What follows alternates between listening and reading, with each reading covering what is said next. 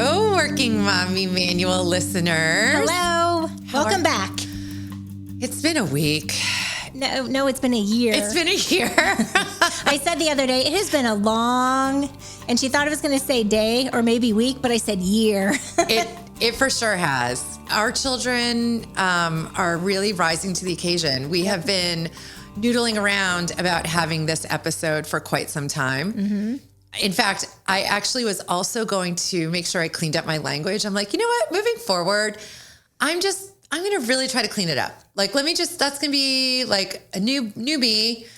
And then, the last couple of weeks happened. Mm-hmm. And I don't think I've used the F word as many times as I saw someone with a t-shirt like, I'm using the F word like a comma.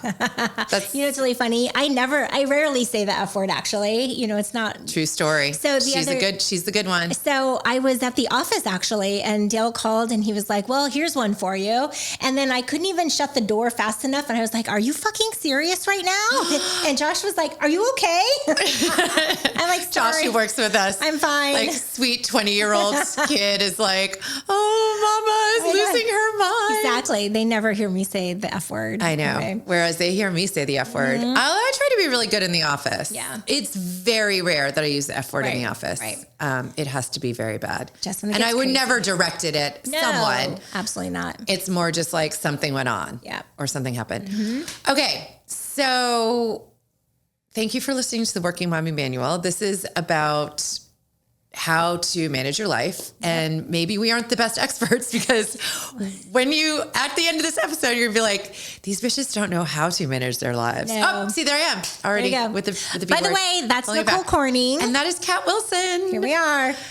We are the people you probably shouldn't be listening to.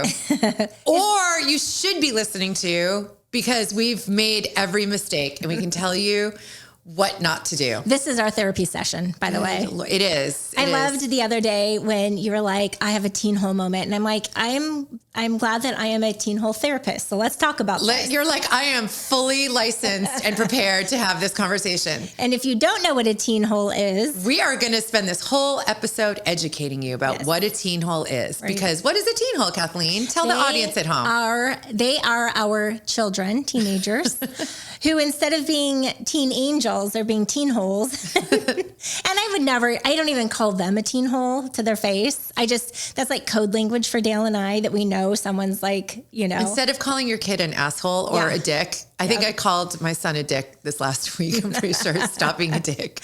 Because I'm like, that's what you're being. Yes. But instead of assholes, they're being teen holes. Yep. And it's a real thing. And that means we love our children. Look, we adore our children. We love them. Yes. We would still, peel our own skin off and poke our own eyes out and jump into a burning building for them. Yes. But sometimes we don't like them. And that, by the way, is totally fine. Well, then I started thinking about when I was a teenager, being a teen hole, or like how I would talk to my mother and she would literally knock me into next week. You do not talk to Beth that way. Look, in the 80s, there were some lines that were crossed. And certainly, by nowadays standards, it would be maybe somewhat abusive. But I still say, in the 80s, if you didn't smack your kid around, you were considered a bad parent. Oh my gosh, it's just crazy what you could do then versus what you can do now. It's a very different benchmark, and I also truly believe that you can't judge people in the past and people's past actions, unless they're egregious, by today's standards. Right? Mm-hmm. So, Beth, we are not besmirching your name. And in fact, I kind of wish you were here to do some ass kicking. I know. I have never missed her more in the last few months than ever. It's like, okay, to that point. Yeah. Last week, my teen hole was being such a teen hole. I called my parents, like a 16-year-old girl. I love it. And they came down and my mother was like, listen to everything that was going on. My son's opening up to them. He's having this moment of connection. And my mother says, you know what, Sam, you're really focused right now. Everything you're talking about is your present and your past. But what you need to be focused on is your future. And then my dad says, that girl's going to cut your balls off, Sammy. And I was like, not meaning me, girl, but this girl he's having trouble with. So anyway, I'm like, end scene. I know. Well, you know, it's so funny. I wonder if they were driving down to your house and they were having the conversation about like, we knew this day would come. Like, I knew Nikki would need our help. And here we are. We're going to get the best advice ever. My dad's like, I'm going to give it to you straight. And my mom's like, I'm going to sugarcoat it and hand it to you in a little soft, warm basket. Right. Well, I mean, you know, there's always two sides to parenting, right? I always feel like there's the disciplinarian and then there's the one who's not the disciplinarian. But I'm like the no mom. Like, I'm like, nope, you don't need to do that. Nope, you don't need to do this. And Dale's like, oh, come on. Like, he's the rationale behind everything. That's nice. Surprisingly. It just depends on what it is. You know, I guess it's just the topic. I feel like I'm not a permissive parent. Like I don't let them do whatever they want, but I do give them a long leash. Right.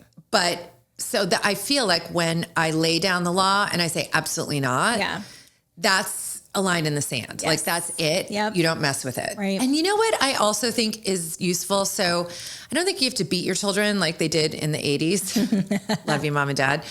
And they didn't beat me. And I mean, like, you know, it was anyway. We were just grounded. Here's the difference between the 80s versus today. When we got our phone taken away, we had one landline, right? It was a rotary phone on the wall. My mom would take the receiver off the wall, unplug it, and take that with her, put it in her purse, and go to work. That's how she took the phone away from us. Cool. That's amazing. She's like, bye. Yeah. Taking a whole device with me. Yeah. And she already had a rule that don't call me at work unless you were bleeding or going to the hospital. Like she had a steadfast rule. Yeah. Or your kids would be calling you all the time. Oh, it's crazy. I mean, our kids do call us all the time. Yeah. But, you know, so let's just set this up. So our children are high school, graduating from high school age. And so we've been through all the TeenHoles. And let's back it up. Yeah. I think teen hold'em starts early. Yeah. Like I'm telling you, middle school is not for sissies. No. And as hard as middle school was when you actually went through it, it is even harder nowadays because of social media. Right. And our kids are really, they turn in middle school. They really do. Like, isn't that when you think that? I think so. Yes. I think I feel like middle school was okay. It was like freshman year, sophomore years when both of them turned. So that's a great point. So, okay, first of all, not every child turns at the same point. I've had some moms who had 9-year-old girls and they're giving them sass. Definitely by middle school, most parents are seeing a little of it. Some of them don't really lose it until high school. And there are the unicorns out there who are never really awful children. Right. I don't know how these parents do it. I don't know either. Well, and I'll tell you, so my mom had told me, I don't know if she ever told my brothers and sisters this, but she said to me, if I would have just had you, I would have never known what raising kids are like. She's like, you listened. I'm like, do you know your own wrath? I don't want to experience your wrath. There was no reason for it. So I just listened to what she needed to be done and I just did it. But my sister had the police come over, my brothers, they were all getting in trouble all the time. And I was just like, you guys. I love how Kathleen and I were emailing about something last week and she says something about could you ever imagine giving your parents this much grief? And I was like, And then she just laid it out on the line. She spilled her guts and I go, and they survived, didn't they?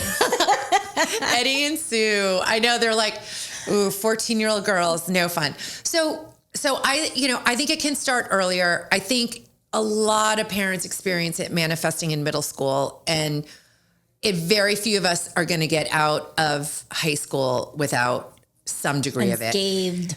Interestingly enough, ASU did a research study to find out who were the most stressed parents. So was it, and their hypothesis really was it was going to be parents of newborns, right? Because they're that's just hard. Yeah. Or parents of high schoolers.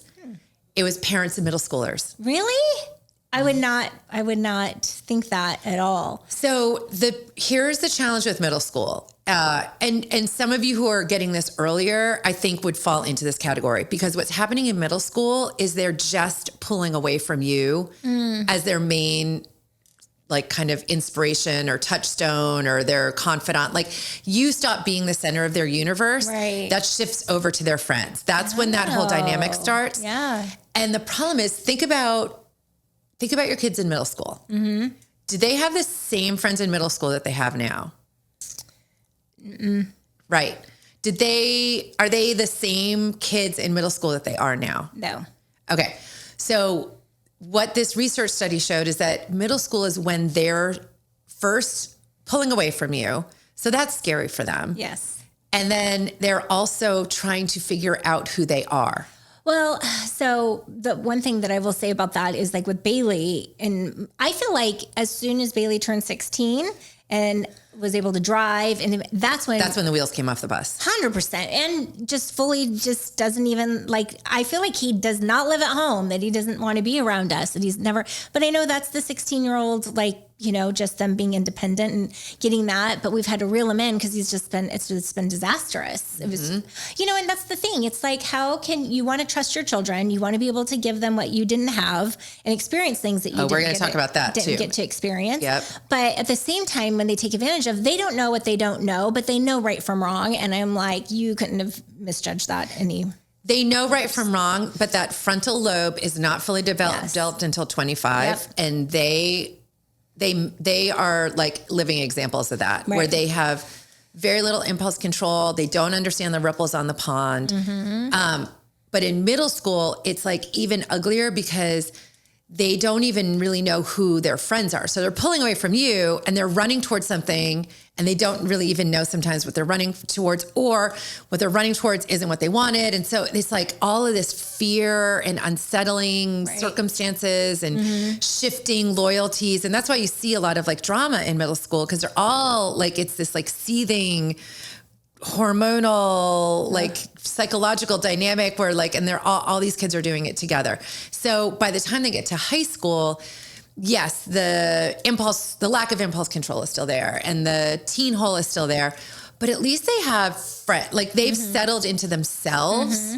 Because so Jack, who's graduated, he did not have this. He had good friends in middle school. Those were not his same friends in high school, but his friends from high school are still his friends in college. Right.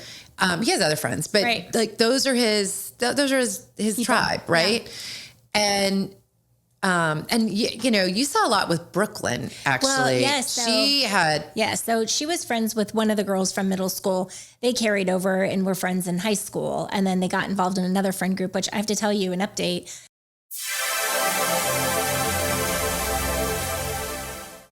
She had one of her other friends. So there was like 4 mean girls, right? And she doesn't talk to 3 of the mean girls at all. She talks to 1 still, and she's not really a mean girl. She's her. You can call her a mean girl. I know. They just, you know, She made bad choices. It was a disaster. She made bad choices. High school is terrible for Brooklyn. So anyway, long story short, one of the girls was Snapchatting with another girl and posted this on live that said, you know, I've been thinking about texting an old toxic friend of ours just to see the plot twist. And her other friend was saying, no, don't do that. So it made its way back to Brooklyn. And I go, do you think they're talking about you? She's like, yes, I think that they're going to try to stir something up. I go, well, just always take the high road and don't respond to any of them. If anybody reaches out to you, just keep on. You're doing way better than that anyway. By the way, if you are thinking about reaching out to an old toxic friend, chances are you're actually the toxic person. That's exactly it. Like stay away from the drama. Stay away from the drama. It was ridiculous.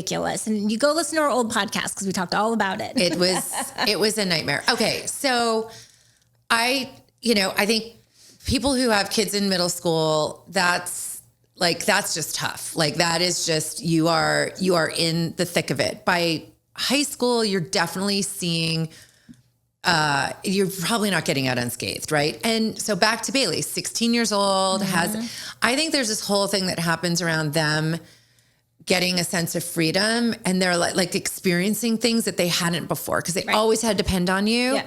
And now it's like, oh, if I want to go to Dutch Bros, I can go to Dutch Bros. And he has a job, so then he has money now. And that is both a double-edged sword because it's a good thing, but now they can you know, blow they don't even have budgets. They just are spending. That's exactly like how much money did Brooklyn make last year? Like a lot, like $27,000. And how much does she have to show for it? Like $4,000 or something. And she lives at home. Yes, but she was living out with a friend for a while and paying. Oh, bills. she was paying on that. Yeah. Okay, so that's all right. That's a little bit better. So she was spending some of her money there, but she's, you know, she has some savings. So, Jack, I don't think Jack has any savings. I mean, I think he has like $2,000 in savings. He has not met a nickel that he doesn't want to spend. I know. He's like, money's in my pocket, it's coming back out. Money's coming into me. Bailey. I'm like, it's Brooklyn at least saves, you know, but Sam's a saver.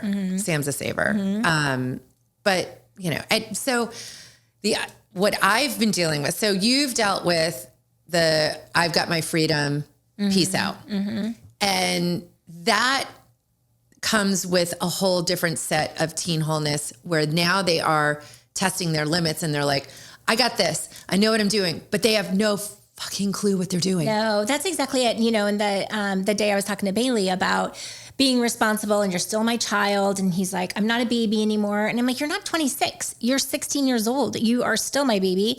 And can you imagine at 16, I am not a baby anymore. Yes, you are. Yes, you are. I call 30-year-olds babies. I know. You are 16. I changed your diaper like 10 years ago. No, 10 years ago. 14 years ago? 14 years ago. Yes, exactly. Not that long ago. No. So there's the middle school inflection point. There's the I'm driving and I know better and I've got this freedom and testing limits, right? And then there's the I'm about to leave the house. Right. So there's a term for this called soiling the nest. Really? Yeah. Which is kind of like pooping where you eat.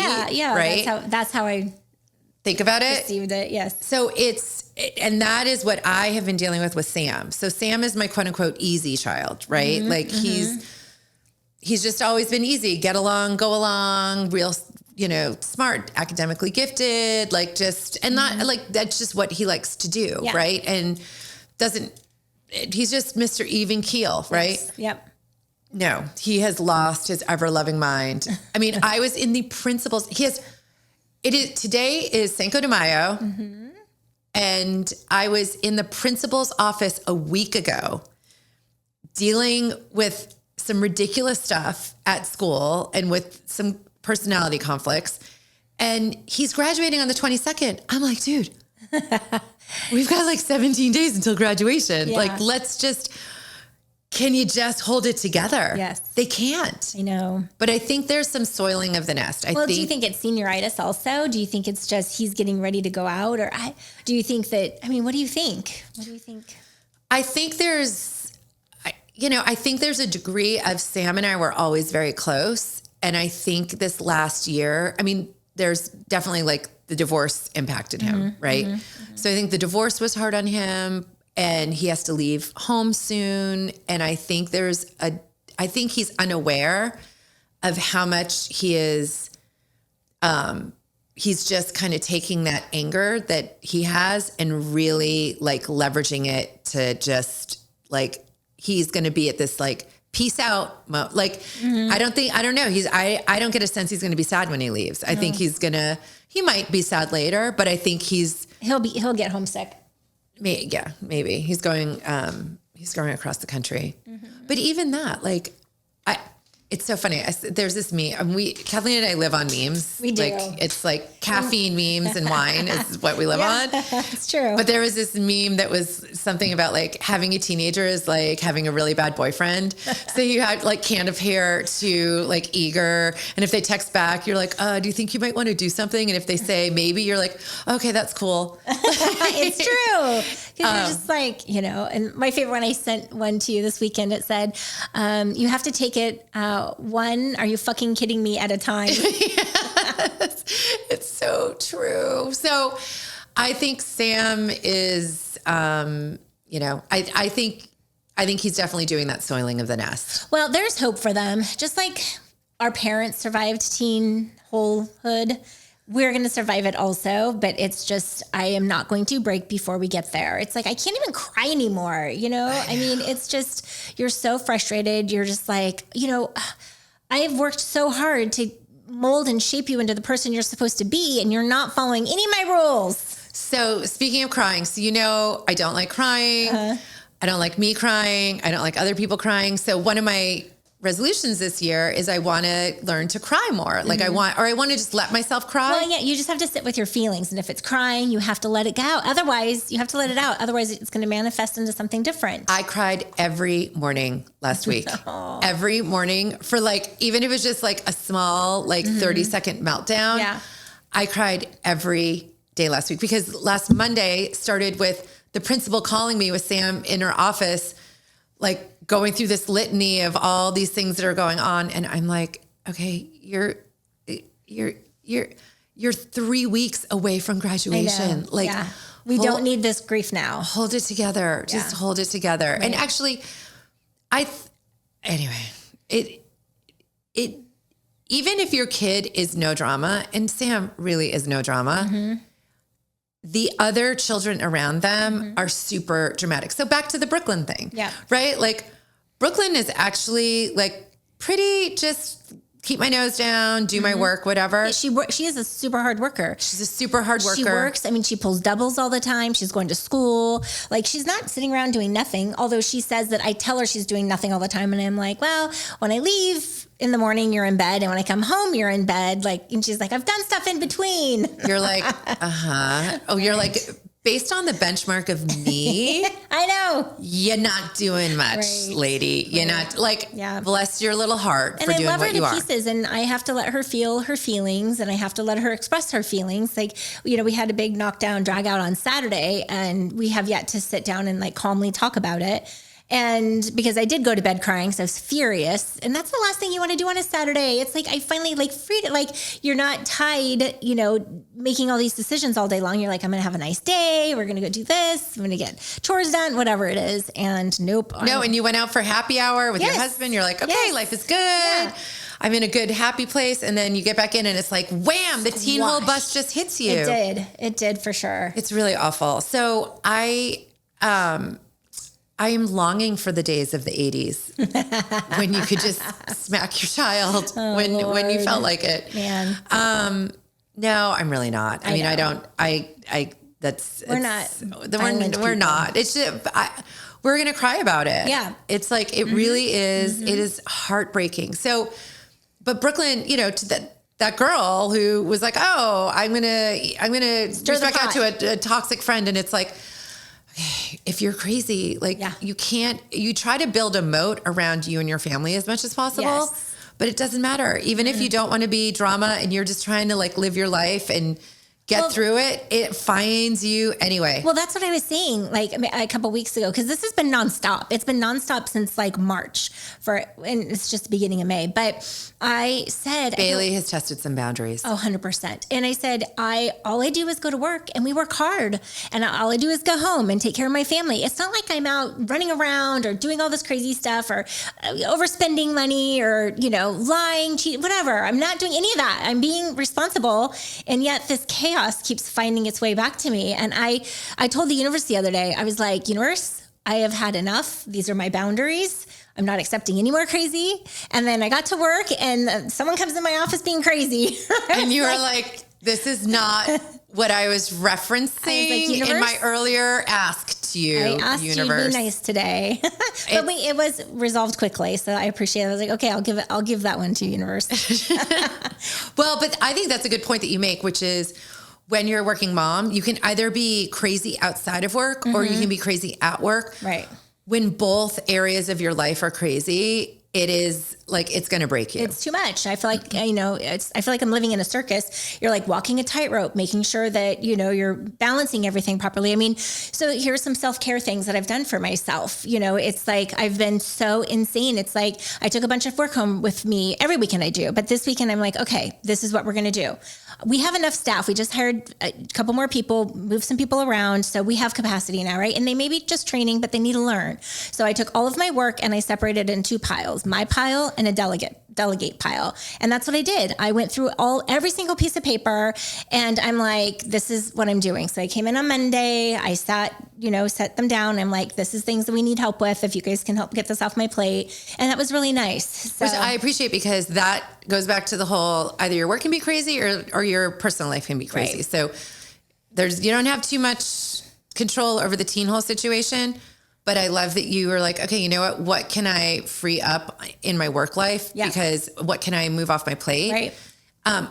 So let's talk about ways to deal with TeenHoles. So number one is listen to this podcast. Number two is... and take lots of notes. Yes. Take lots of notes. But number two is ask for help. Yes. So like I called my parents, yes, like a 16-year-old girl. I'm like, Mom and Dad, I'm really feeling overwhelmed. And I love that my dad's like, Nikki, we're coming down. And then I took him out for dinner afterwards and he's like, well, I just wanted you to know you're not alone. Oh, and I was like, I think that's so important. It is. And it doesn't have to be your dad. It can be, yes, you're not alone. Like you have you have coworkers that you can shift things off onto. Yes. And you can't do that all the time, but when you're a hard worker, there are times where you need help. Yes. It's okay to ask for it. Yes. And it's actually preferable instead of you just hoarding things and I can do it. And then it's the 11th hour and you can't do it. Right. Just know your boundaries and also just recognize you're not fighting this alone. Right. And you feel like, you are alone. I think about growing up with my mom, she was a single mom, 5 kids. I was always responsible. I mean, I had a job. I was working 3 jobs, paying her bills. I didn't have anything extra. We were just go, go, go. And I don't want that to carry on into my adult life. That was chaotic then. I'm trying to control it. That's why I married an amazing man. That's why we've been married for almost 25 years. It's, I've built rules and regulations.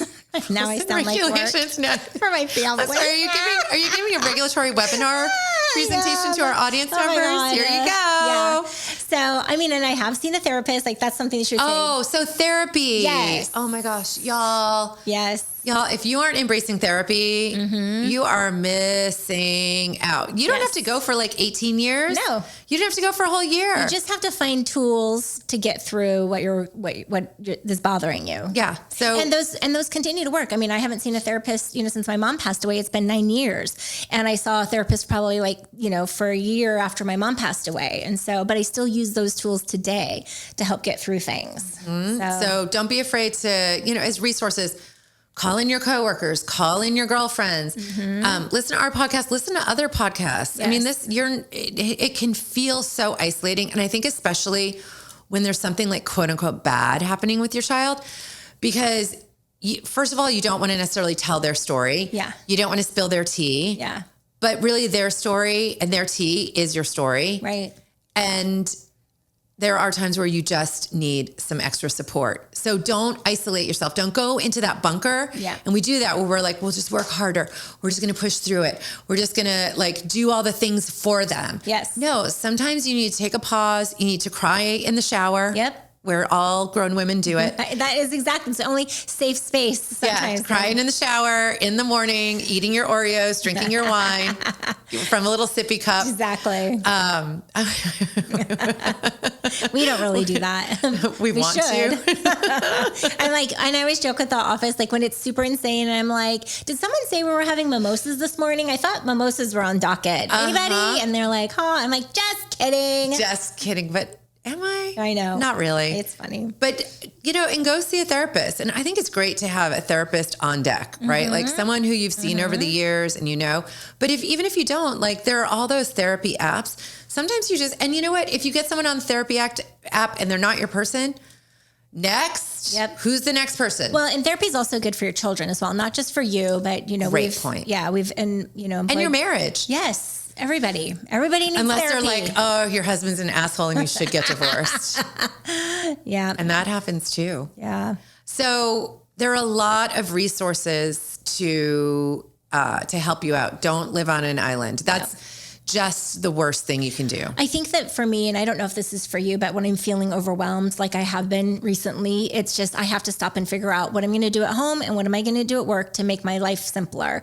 And it's not getting up and drinking mimosas first thing in the morning. It actually is getting things organized, like trying to figure out what I want to accomplish that weekend. Saturday morning, I get up at 4:30 and I'm not quite ready to go to the gym, but I'm not ready to get up. So I start making my meal prepping list for the week, for next week. And I kind of figure out what we're going to do. Then I go to the grocery app and I load everything in the cart. And I was doing pickup, but I don't even have a half hour right now to just go sit, like even 10-minute drive, wait, 10-minute drive back, unload everything. The last few weekends, I just been having the groceries delivered. And so sometimes, yes. So delegate what you can, Yep. Grocery delivery. Sometimes it's about controlling the things that you can control. Sometimes that just helps make you feel better. Yes. I will also say on the opposite end of that, what I've also been doing, so this goes along with me trying to cry more, I'm trying to just give it over to God. There you go. Or like, and it's because it doesn't have to be, I'm not organized religion kind of like, that's not my jam really, but I recognize that I would spin myself into this tizzy.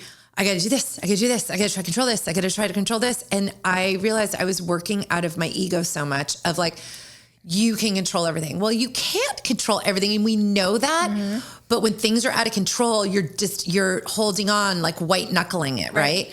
And so when I start to feel anxious and wrapped around the axle, I sit down and I'm like, you are working out of ego right now. Like you got to just breathe. You got to take 10 minutes for yourself. Like I have a meditation app, 10%, or it might be called Happier Now. I don't know what they rebranded to. Anyway, the point is take 10 minutes for yourself, just clear your mind and say, I really don't have any control over any of this, right? If my teen hole is a teen hole, there ain't nothing, and believe me, there's nothing you're gonna be able to do about that. The last thing they want to hear is from you. That's the last person they want to hear is from us. No. But we say the same thing and we continue to nag and we continue to say, I feel like I'm a broken record. And our parents said that. I sound like a broken record. It's true. So and the kids don't even know what a record is. They don't. Although albums have come back. I know, like yes. Sam has albums on his, like his decoration on his wall. So anyway, so I would also say, control what you can control and get help controlling what you can control, but then also recognizing there's very little you can control. And really outside of yourself, there's not a whole lot. And before we wrap up, there's one thing that I do want to talk about, which is the entitlement issue. Yes. So talk about your life and kind of how you go. So you go with your bad self. Steer me in the lane if I'm off. You go. Let's go. So anyhow, Driving. So part of the discussion or argument that Brooklyn and I had this weekend was that it was about what we do, what we don't do. So we were going to go run an errand. We were going to the grocery store. And she was driving because I went to happy hour with my husband. And so I'm like, can you take me to the store? Which I don't know if that's good parenting. I think it's being responsible, showing you're not drinking and driving. I think so. Anyway, so she goes to the garage fridge and she's like, there's no cold LaCroix. There's nothing cold. I'm the one who always puts all LaCroix in here. And I'm just like, no, you're not. I'm the one who does it. And so anyway, it ensues into this huge argument about what I do and what I don't do, or what she does, what our perception of her is, and we don't pat her on the back. And then I said, I'm sorry that you've never had to pay for a car. I'm sorry you've never paid for gas. I'm sorry you don't have a cell phone bill. We pay for your insurance, all this stuff. And she said to me, well, you raised me in Scottsdale. And I'm like, and what does that mean? You can still learn to earn and, work for what you have. And to me, I was like, we're going to stop having this conversation now. And we will talk about this later.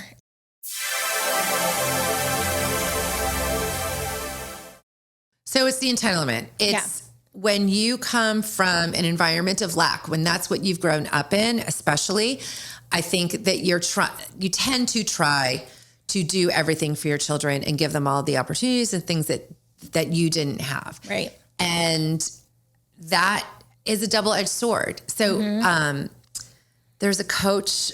Okay, I know nothing about sports, but there was a very famous coach, Coach John Wooden. I think he coached basketball. But anyway. I love that you always say this, but you have the best sports analogies. Thank you. Thank you very much. So someone had told me that they were introducing him for a speaking engagement, and they were about to be a brand new parent. They said, what's your advice? What advice would you give? And he said, new parent, old parent, the advice that I would give is don't do for your children what they can do for themselves. That's smart. And I think we do a fairly good job of that, but we still... Okay, so you can do that, but then they have all of their friends on the other side of the coin that their parents are doing everything for them, and then they feel like, well, how come you're not doing that for me? But and that's how. So she is working hard, and she is saving money, and she is, working doubles, and she's going to school. So she's not a lazy person by any means. That's not what I was trying to say to her. She's very ambitious. She's very focused. She wants to be an architect, in a man-dominated world. So she has great aspirations. And I tell her that all the time. I don't know how she's not hearing that or seeing that. But again, perception is reality, and that's her perception. So I have to figure out what I'm doing that makes her think that I don't think she's doing a good job, because I'm like, go back and look at all the memes I sent you. How about that? That's not like you're lazy doing nothing. I'm like, look at my daughter. She's so amazing. She's doing this. She's doing that. And I'm proud of you. That's what they all say. But even her coming back to you and saying like, well, you raised me in Scottsdale. It's like, okay, you know what? I never said that. It's like, again, it's like, that's just a terrible excuse. Like there are all kinds of people dealing with all kinds of issues. You have no idea what they're dealing with. And just because I raised you in Scottsdale, so you had a, good school system, and you had safety, and, you didn't have to worry about kind of like Maslow's hierarchy of needs, like just hanging on to the bottom rung. Right. That doesn't mean that you get to be a teen hall or that you get to be entitled, but because you give them those things, they don't have the perspective of what it's like to be really afraid, or to be hungry, or to be like, afraid for their bodily. Well, and she doesn't ask for anything. She literally doesn't ask for anything. Well, and I'm not just saying Brooklyn. I'm just saying our children in general. Yes. They are, we raised them differently because we wanted to give them all this stuff. But now to some extent we gave it all to them. And we jumped in and fixed, because that's what we are. We're fixers and we're doers. And then they're not always able to do that for themselves. Well, I just told her, basically, this isn't the first time she said that, but I think the first time she said it, I said, and you're welcome for giving you that work ethic. You're welcome for, like, when your friends go off and you guys all start to really live life in the real world, you're going to see that these tools and these things that you have are going to be, they're sustainable. Well, and you know what that is? That when we do get out of our children's way and let them do more, it's teaching them resilience. Right. It's teaching them that they can rely on themselves. And I've said this before on this podcast, when you have parents who do everything for their children, and I don't think we do everything. No. I don't think we do that. But when you have parents who will do everything, like there are parents who are like, let me write your paper for you. Let me do your homework for you. Let me do, like, I'll talk to your teacher. I'm going to do the, what the message is that you're delivering to your child is they're incapable of doing it on their own. That's the message. They're like, I am not capable. And so then they become like reliable on you. Yes. Not reliable. Reliant. Yes. Reliable is not a word I would associate with TeenHoles.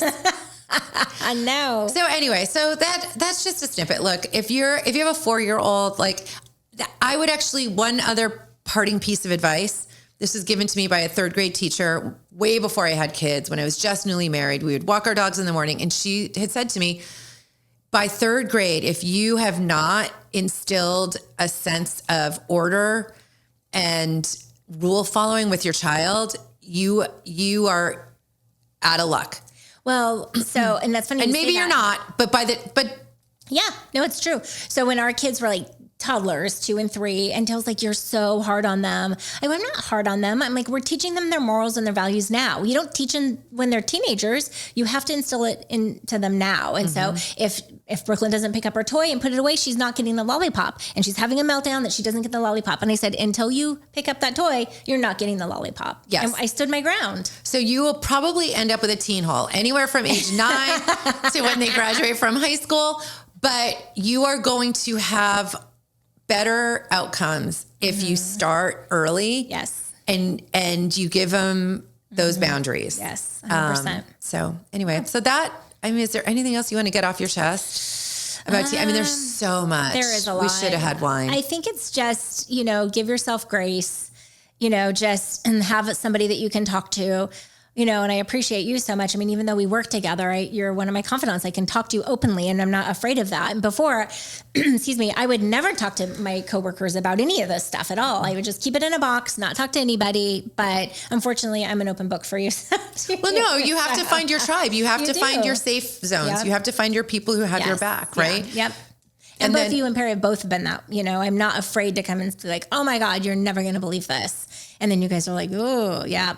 And we have a unique relationship too, in that like sometimes people can get, like we can be friends at work and then we're like, okay, but now turn on the work stuff and like we're going. So it's not, but we also, and we say this all the time at our office to everyone, we're like family first. Right. Family first. Yes. Like whatever is going on, we can figure out a way to support you and get you the resources you need. But if you got to leave, go leave. We'll pick up the slack for you. Right. 100%. That's what we all do. We're all there for each other. You should probably want to work at Pathlight Advisors. So anyway, so I think, but just strap in. Yes. Parents, if you don't have those, if your kid's still like 6 and they love you, like God bless you. But at some point they're probably going to make you feel like, like your worthless ex-boyfriend that you dated when you were 22 did. I feel like I'm the worst mom that could ever been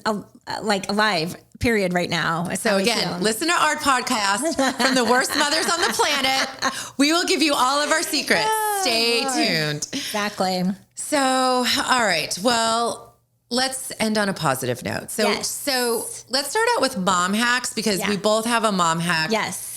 That pertains to the teen hole theme. Yes. So start off. We've talked about Life 360 in the past. Mm-hmm. God bless the Gen X parent that was like, my kids are not going to be in the woods drinking. We're going to know exactly where they're at. That's right. They will not be drinking Boone's Farm by a bonfire running from the police. Exactly. So true.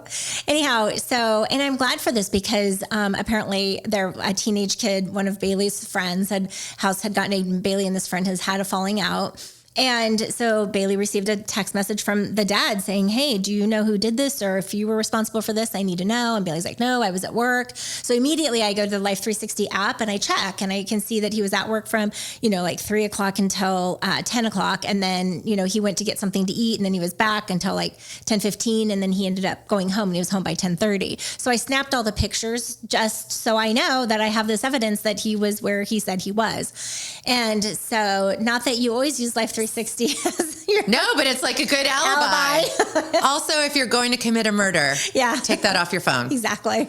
You know what I was thinking actually could be kind of cool, and I don't know if Bailey would ever want to do it, but like I know that he's really close to that family and they had a little bit of a falling out. What if Bailey texted the dad back and said, I didn't do it, but I want to come over and help you clean it? Oh yeah, that would be nice. Do you know what I'm saying? Yeah. Like just extend it an olive branch. Yeah.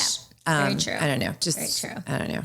Whatever. He's 16. Lord knows what he's going to do. That's true. Be like, screw that guy thinking that I did it.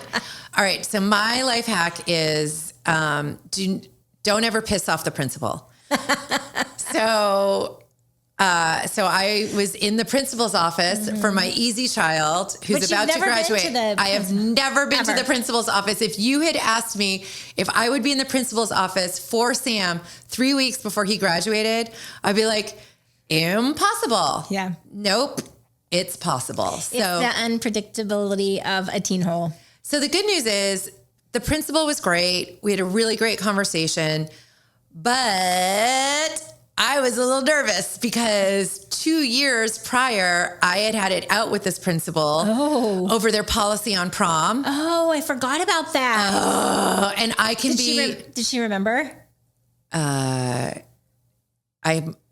Either she didn't remember and I lucked out, or she remembered and chose to give me grace.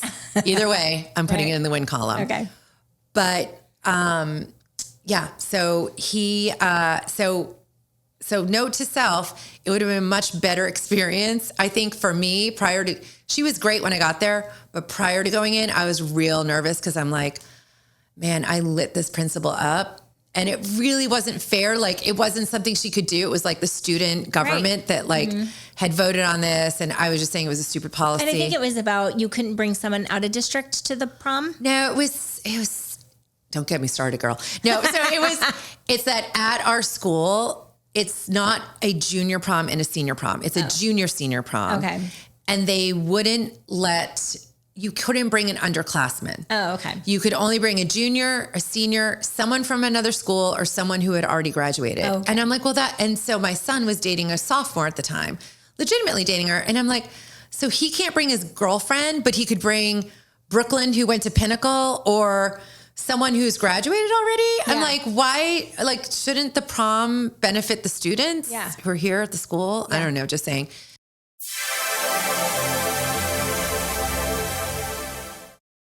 Anyway, it was the thought process behind it was that the student body had stepped in, the student government, and they basically said there had been issues with younger kids, like all paying and trying to go to the prom, so that it wasn't cool for the upperclassmen. Oh. So that's why they were like, okay, no underclassmen, whatever. It doesn't.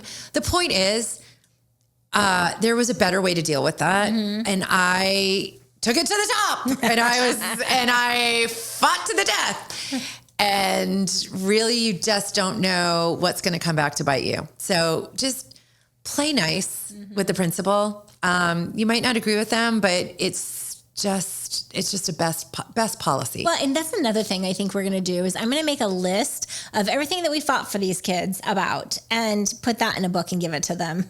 You know what? There's like, would it start with labor? Would it start with labor when they have babies? Be like, good luck. Here's your book of how you handled everything. Good luck. Call me when I'm 77.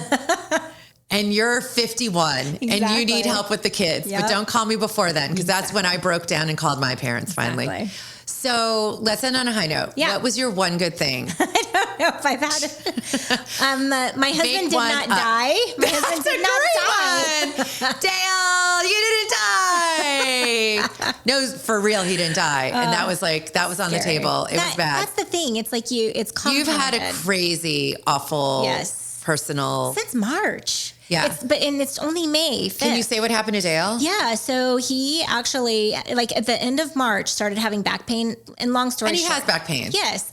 So he had some back pain, and he went to 6 doctors. Like, he went to a chiropractor, he went to our GP, he went to a physical therapist, and he went to the ER like twice. Yeah. Well, the first time he went and they did a CAT scan, they're like, we don't see anything. Here's some Valium, blah, blah, blah. Follow up with your rheumatologist, because we thought maybe it's a psoriatic arthritis. So we go in, and by this time he's fever, he's sick. Like, it was not good. Kathleen was like, something is wrong. Yes. So the rheumatologist scheduled an MRI, and MRI is like, we can't see him for 10 days. I go, that's not going to work. Like, something is wrong. And so they said, well, insurance has to prove it.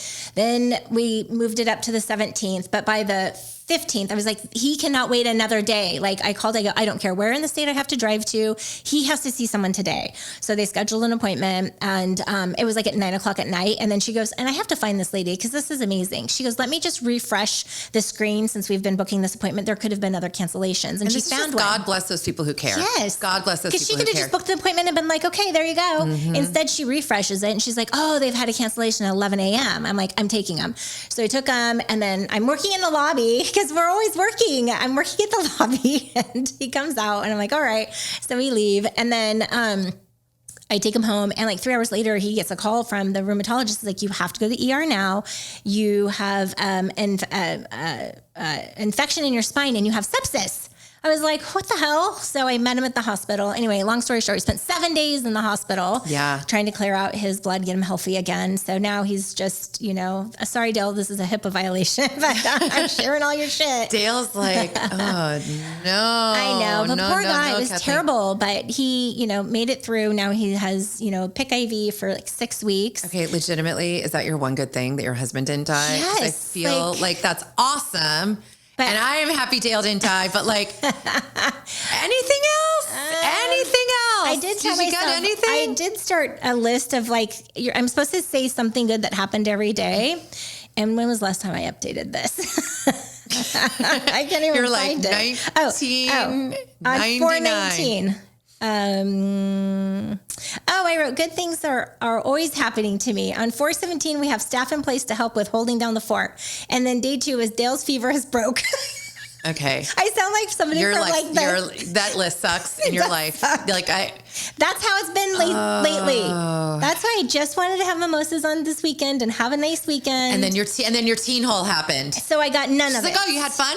Bam. Exactly. Back in it. Lord. Okay, my one good thing is my teen hole, supposedly, finally, after I came down on him and my parents came down on him and his college counselor came down on him, I believe he finally turned in all of his Mandarin work. Like he just didn't do a bunch of classwork. So he had an F in one of his classes. Yeah. And he has like 90 grand worth of scholarships riding on him, keeping his grades up. And even though I kept saying that to him, he seemed to not get it until my mother said it. Like he didn't believe it. He's like, you know, but then my mom says it and he's like, oh, yeah. She's like, go back and read the letter. Yeah. And she sent him the acceptance letter. She's like, this is all predicated on you not having an F. Right. And then his college counselor, she actually, I love her. She emailed me today and was like, did he get everything turned in? I'm like, he says he did. So. Can you double check? Can you be my secret double agent and go find it? I do try to be funny every day. I will tell you that. Like if I have to call our payroll department and I have to, like my verification is giving my employee number, I'm always like, I'm secret agent number. You know, whatever. Yeah. And just because you have to have fun. I love it. You know what? That's right. You know? That's your one good thing. Like you haven't lost your playful personality. That's exactly it. And Dale hasn't died. No. We do love that Dale hasn't died. Of course. That was terrible. It's been a year. We should have brought wine. I know. This is a later night appointment. We should have done definitely. that. Next time. I love you so much. I love you too. I love all of our people who are listening. Yes. I know you were listening to this thinking, okay, there is hope. There's hope. There's hope. I am not that much of a mess. These women are even bigger messes than I am. You're probably right. Yeah. But maybe you're not. Doesn't matter. Like we're all in it together. Life sometimes you're a bigger mess. Sometimes we're a bigger mess. Yep.